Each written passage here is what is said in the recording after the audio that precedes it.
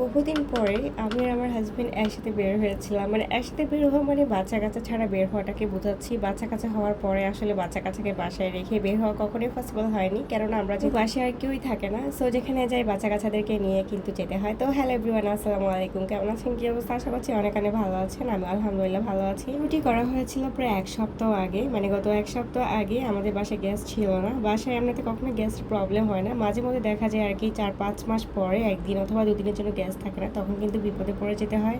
তো ওই দিন আমার বিরিয়ানি রান্না করার কথা ছিল। তো রান্না করতে যাই, দেখি যে গ্যাস নাই। আমার তো মাথায় হাত, আমি কিভাবে রান্না করব। তো যাই হোক, আমার রাইস কুকার ছিল, রাইস কুকারে রান্না করব এটাই ভেবেছিলাম আর কি। সবকিছু আমি একদম মেরিনেট করে রেখেছিলাম যে রাইস কুকারে একসাথে বসিয়ে দেবো। তো রাইস কুকারে যখন কারেন্টের লাইনটা লাগাইতে গেলাম তখন বাজে মহা ঝামেলা। মানে আমার রাইস কুকারটা নষ্ট হয়ে গেছে, কোনোভাবে কানেকশন পাচ্ছিলাম না। পরে অনেক ঘাটাঘাটি করেও রাইস কুকারটা ঠিক করতে পারে নাই আমার হাজব্যান্ড।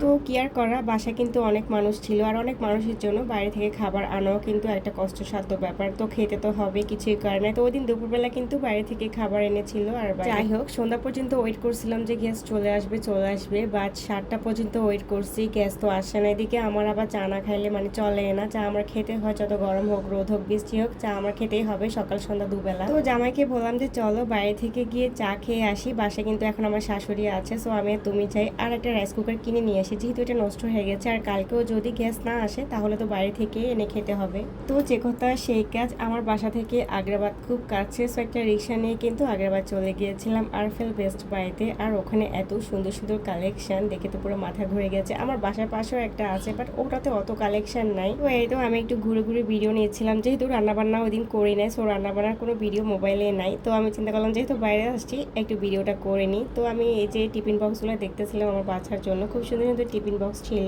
আর এই যে আমরা রাইস কুকারটা কিন্তু কিনে ফেলেছি। একটা পানির পটও নিয়েছি আমার মেয়ের জন্য। আর পানির পটগুলো এত সুন্দর, আর দামও ছিল কিন্তু অনেক অনেক বেশি। আমার তো এত ভালো লাগছিল যে আমরা দুজন একসাথে আসছি, মনে হচ্ছিল সে বিয়ের আগের জীবনে ফিরে গিয়েছি। বিয়ের আগে যেমন দুজন একসাথে ঘুরতাম রিক্সায়, ঠিক ওরকম একটা ফিলিংস কাজ করতেছিল। তো আমরা যারা চট্টগ্রামে থাকি তারা তো জানি আগ্রাবাদে কিন্তু অনেক ভালো ভালো স্ট্রিট ফুড পাওয়া যায়। তো আমরা প্রায় সময় কিন্তু আগ্রাবাদে আসলে কিন্তু আগ্রাবাদে যে স্ট্রিট ফুডগুলো আছে ওগুলো খাই। তো প্ল্যান ছিল যে আমরা দুজনে বসে কিছু একটা খাবো, দেন চা খাবো। বাট এদিকে হচ্ছে আমার ছোট বাচ্চাটা খুব কান্নাকাটি করতেছিল, বাসা থেকে বারবার কল দিচ্ছিল যে তাড়াতাড়ি করে আর কি বাসায় ফেরার জন্য। আর আমার জামাই তো বাচ্চাদের কান্নাকাটি শুনলে সে পুরো বেহুশ হয়ে যায়। মানে ও আমাকে বারবার বলতেছে যে ভিডিও টিডিও করিও না, চলো তাড়াতাড়ি খেয়ে বাসায় চলে যায়। বাট আর সবগুলো কিন্তু ভিডিও করা হয়নি, তবে এই কালেকশনগুলো আমার কিন্তু বেশ সুন্দর লেগেছে। আমি আরেকদিন এসে আরো কিছু জিনিস কিনে নেব। তবে ওদের আরফেল বেস্ট বাইয়ের সামনে কিন্তু একটা সুন্দর দোকান ছিল, তো ভাবলাম যে আর ঘোরাফেরা না করে ওই দোকানে আমরা কিছু খেয়ে নিই। তবে খাওয়ার সময় আমার মেয়েটাকে খুব বেশি মিস করছিলাম, কারণ আমার মেয়েটা আবার বাইরের এসব ফাস্টফুড খেতে বেশ পছন্দ করে। তো বাসায় আমি সব ধরনের নাস্তার আইটেমই বানাইতে পারি, একদম বেকিং আইটেম থেকে সবকিছুই নিজের হাতে বানাই। এরপরও আমার বাচ্চাটা বাইরে আসলে বাইরের এই খাবারগুলোর প্রতি এত বেশি ইন্টারেস্টেড, কি আর বলবো, এখনকার যুগের বাচ্চা বলে কথা। এদিকে আমরা খাবার অর্ডার করে খাবারের জন্য বেশ কিছুক্ষণ ধরে খোলা আকাশের নিচে বসে বসে গল্প করতেছিলাম। আসলে অনেক ভালো লেগেছিল, এভাবে খোলা আকাশের নিচে খেতে কিন্তু বেশ ভালো লাগে। এইদিকে আমাদের খাবার চলে আসলো। তো অনেক কিছু খাওয়ার ইচ্ছা ছিল, বাট বাচ্চার কান্নাকাটির জন্য শুধু একটা আইটেমে খেয়েছি আর জুস খেয়েছিলাম। যাই হোক, এই মিট বক্সটা কিন্তু অসাধারণ লেগেছে আমার খেতে।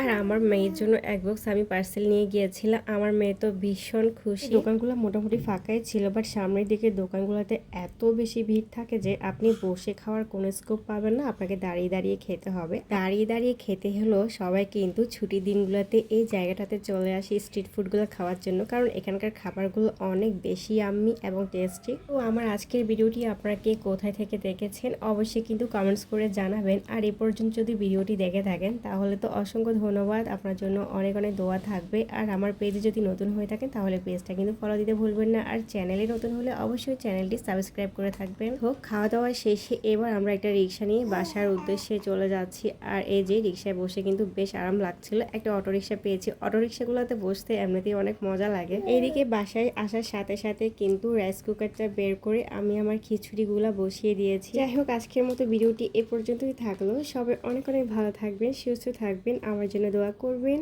আল্লাহ হাফেজ।